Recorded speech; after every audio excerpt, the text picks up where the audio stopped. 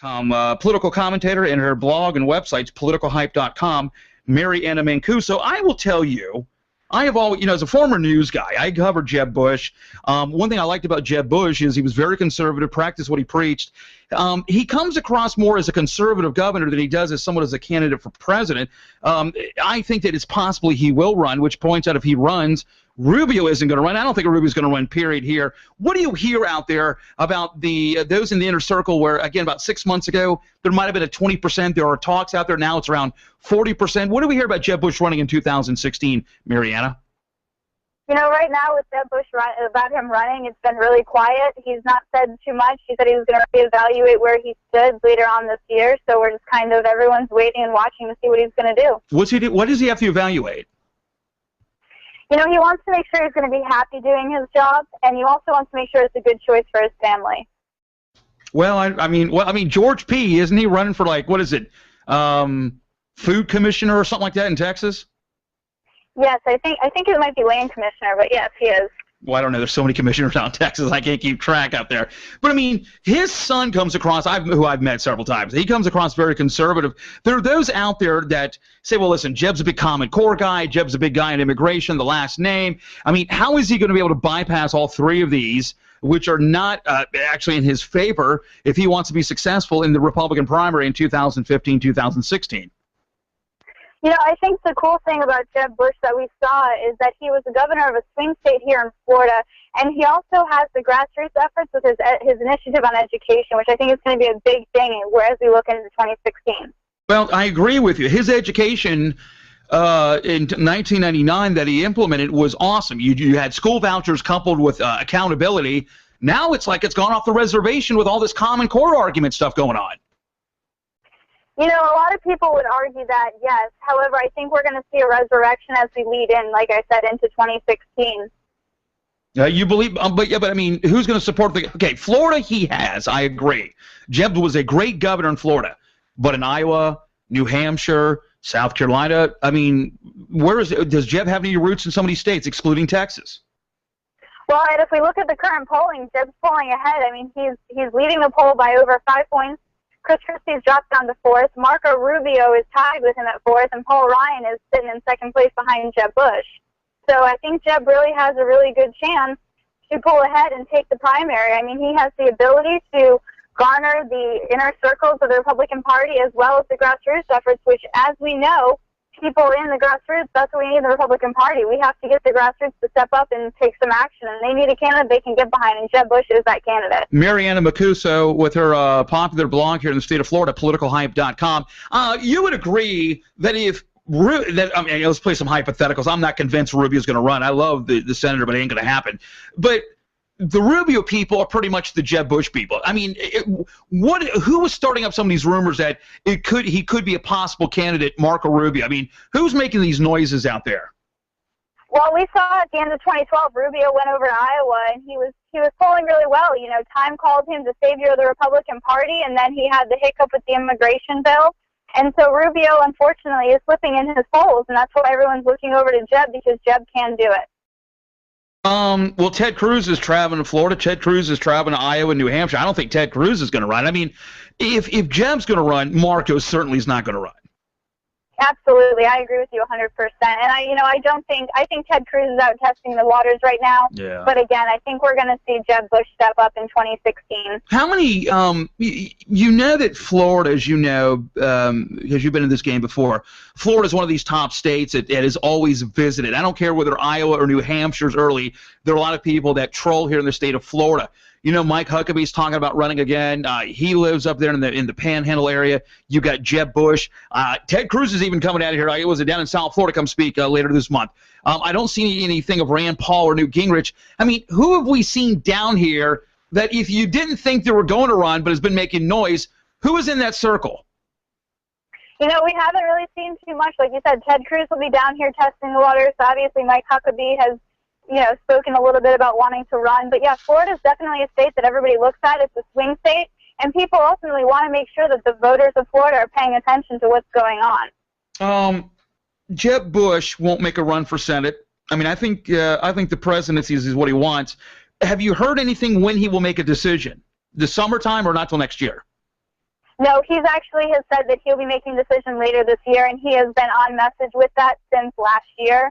So I think we're going to see maybe around the summer he'll make an announcement. And everybody in the Republican circles, we're all waiting for him to announce one way or the other. You're a betting woman. What are the odds? If I was a betting person, which I'm not, I'd say the odds are 60-40. That he's going to do it?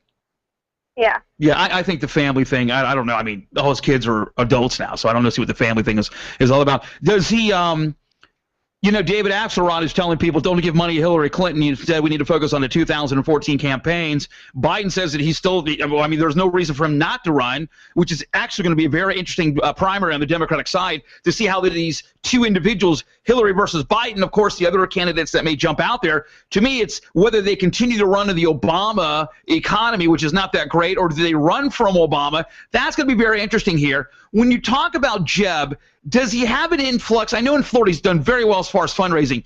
Who are the Jeb backers? Are they Wall Street? Are they the agriculture business? I mean, are they mainstream contributors to the Republican Party? That's the thing with Jeb is he has the ability to pull the high-dollar donors, and that's what we need. The Republican Party, we have to do something in 2016, and we need the donors to back the ability to get people energized and get them out to the polls. Because at the end of the day, the money is what gets the ads on TV, it's what brings social media to the table, and it's what gets voters energized, and they show up and vote. Follow me for a second. You've heard the rumors of Debbie Wasserman Schultz may run in 2016 against Marco, correct? Right. Okay, now follow me for a second here. If the Democrats, they've already given up on one in the House. If the Democrats lose the Senate, Debbie Wasserman Schultz, chairman of the Democratic National Committee, I don't think it fares well for her nationally if she decides to run against Rubio. Having said that, now follow me for a second because I can come across a little confusing. It's not you. If Debbie wins, let's say Patrick Murphy gets reelected, which he should not, but let's say Patrick Murphy wins down as a District 18 down there in South Central Florida there. Let's say that Alex Sink wins here in the special election coming up. I think that those that want to replace Trey Riddell, it's going to be Republicans no matter what. Let's say that Gwen Graham or Kathy, or whatever her name is, that she runs against Steve Sutherland. He's in trouble up there. Let's say she wins. Let's say it's a trifecta. For Debbie Wasserman Schultz, it does not work on the national ticket, but it works well on the state ticket. I think that she may put up an interesting fight because she can run around and say, hey, I helped my Floridian colleagues get elected here in the state of Florida. So that would bode well for her. If Jeb Bush, now this is where I'm going with the same analogy here. If Jeb Bush starts endorsing candidates big time that win, I think primarily it makes Jeb Bush look good, also even on a national ticket as well. Absolutely. I agree with you. He's already come out and endorsed David Jolly in Congressional District 13. We see him endorse Rick Scott. So, yeah, absolutely. And we know that Rick Scott will have a re-elect. He's going to have a victory in November. So, absolutely. Anna Mancuso, her blog is politicalhype.com. What are we seeing with the Jolly and Alex Sink race? I mean, this is really, for those of us that are in the know, for those of you that are listening throughout the state, this is the one where Bill Young had passed away. And Alex Sink, this is Alex Sink's backyard. This is only about a 1% to 2% spread. The numbers I've seen, I think it's like 38%. Republican, maybe 35% Republican, Democrat, the rest are independents. If this is what I've looked, you've covered this a little bit, Mariana. Does this race, does it become a landslide for one or the other, or do you think this is going to be pretty much a close race within the margin of error, maybe even 4 to 5 points? Oh, I think this is going to be a close race, but I think that Jolly has it in the bag. I mean, he's got the money. He's got people coming out. Like I said, Governor Jeb Bush has endorsed him. So definitely, he's got that all on his side. It's just going to be a matter of turning out those voters. Yeah, I don't think but the Bush endorsement, did it come after the primary?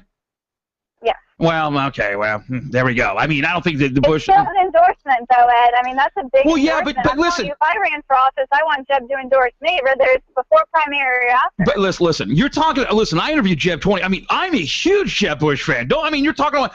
My only thing is, when he came out and endorsed Romney, it was months down the road. I mean, with Rubio, okay, it was deep, but everybody knew that the Rubio people were being supported by Jeb. I'm just saying is that I would like to see the power within the primary. I mean, Alan West, this guy, lost. It doesn't mean that Alan West is the godfather. I mean, he's loved. I like Alan West, but everybody thinks that if he endorses in a race that it's a sure win, and it's not. I would like to see at least somebody endorse in a Republican primary. It's too safe to endorse a Republican nominee after he's won the primary. I think we'll agree to disagree on this one, but yes, I understand what you're saying. Yeah, well, okay. I know numbers and I've seen it before, but I mean that's fine. I'm not trying to have a disagreement with you. I'm just saying I like to see that there's going to be $4 million spent in this race here. How are the Sync people deciding to stay away? I mean, Pinellas is turning a little bit blue in some areas. Is that district, I should say? Are the Sync people running along with the Obama ticket, or are they distancing themselves from Obama in this race? I'm surprised as many failures as we've seen coming out of the White House, and more people are not distancing themselves from the Obama administration and what's going on. We've actually seen Alex Sink is more than willing to embrace that. And unfortunately, that sucks for them, but it's great for the Republicans. That's exactly. Well, Patrick Murphy's out there putting out these press releases. I think it was reported by the West Palm Beach this past week that, hey, Murphy's like one of the top 9 Democrats that do not go along with Obama. Not go Obamacare, but Obama out there. And, of course, in his district, it's very much of a swing district. He has to. I just figured, Alex Sink, when she ran for governor, she sat back and said, listen, I think we should extend the Bush tax cuts. She was not a liberal on some measures out there. And I follow this race. We get a station up there that near there that picks us up, and I was just like, why is she not running away more from Obama? Do we see a low voter turnout or a decent voter turnout, you think, in a few weeks? I want to say there's going to be good voter turnout, but it's very hard to turn out voters in the middle of an election year. I really hope for Jolly's sake he can get him out there, and the best way to reach the voters is through social media and grassroots efforts, and I think he's going to be able to pull that out. As far as Alex Sink goes, she is a Democrat, but she's also an opportunist, just like she with Charlie Crist was running for governor. I know. So, Wouldn't the irony be that Alex Sink wins, marijuana passes, and Crist loses? That would be just – I'm not saying I'd like to see that, but at least a Crist loss I would. The other race, which I think is – you correct me if I'm wrong. You've been involved with this before. The Trey Riddell, he stepped down. You've got somebody, as of right now, what do we have, 2 or 3 that have jumped in? The rumors are going to be a half a dozen. This is for the special election, I think comes up, April 12th, April 22nd, I'm not sure. How many Republicans are we going to see jump in this? Because it is a Republican district, covers down in the Naples area, Fort Myers. Where, how many Republicans are talking about running for this Republican primary race here? I've heard of at least 3. Everyone's just starting to chatter. We've got Elizabeth. They're going to be dropping out and being able to run, even though they're in the state senate right now. So it's going to be really interesting to see what's going to happen with Radal's seat. Absolutely, I am definitely going to keep a watch on that seat. Which one? As of course, now I would assume the Alex Sink, but I think that the Republican primary may turn out to be more interesting than the current race going on in the replace Bill Young. I think so. I think so, but I think it's because of the controversy surrounding the Trey Radel situation. I think that's why everybody's watching that seat. I think that if this had just been a congressman resigning for personal issues with his family or whatever the case may be, people wouldn't be as interested. But because it was the felony drug charges and what have you, and it's Connie Maxwell's seat, everyone really wants to see what's going to happen in that district. Rick Scott's numbers are down in the dumps. Do Republicans, as far as congressional or state house and state senate, do they invite Rick Scott to their backyard to campaign with him? Absolutely. People are saying that Rick Scott's numbers are down, and you know what I say? I say that he's closing the gap between him and Charlie Crist, and we're still so far out from November. Wow. There's no problem for Rick Scott. Really? And we went from 8 to stayed at 8, and he's closing the gap. Listen, Charlie Crist, I'm no fan of. I don't see where the governor's closing the gap. I think he may when the job stuff comes out. Listen, I still want to see Charlie Crist debate Nan Rich. You and me both. I know. But that's not going to happen. We know that's not going to happen, Doesn't he come across as a sexist? Remember 4 years ago, I had a lot of listeners listen to the show, and it was like, why is he asking, remember when he asked Kendrick Meek, why is he asking the black guy to get out of the race? I heard that from many listeners. Why is he not debating the female in this race? He has his reasons. Right now he's going to tell you he's too busy promoting his book about why he became a Democrat and why the Republican Party forced him out or left him or, whatever reason he has today. But at the end of the day, everybody knows that Charlie Crist is a political chameleon, and he's got no shot against Governor Rick Scott because Governor Rick Scott is showing Florida over again that it's working. No shot. But so those polls aren't real then, right? So he's got no shot. Quinnipiac, Gallup, PPP shows Chris winning as a right. I know it's early, but I mean, no shot whatsoever is what you're saying. It's early, absolutely it's early, and let me tell you that the gap is closing slowly but surely, and more people are going to turn out to see the good work that Rick Scott has done. Mary Anna, you've made me laugh today in a good way. I'm dying to have you back on. You are the optimist out there. OMG, you should be the campaign director for many of these campaigns. Thank you so much for having me on. I'm glad you came on. Let's do it again. From Political Hype, H-Y-P-E, for some of you liberals out there that don't know how to spell it, not H-I-P-E. PoliticalHype.com, Mary Anna Mancuso. Thank you so much for coming on here on the Ed Dean Radio Show. Back in a few moments with Brittany Pounders from Liberty Juice. Who does a better job in the ground game, Republicans or Democrats?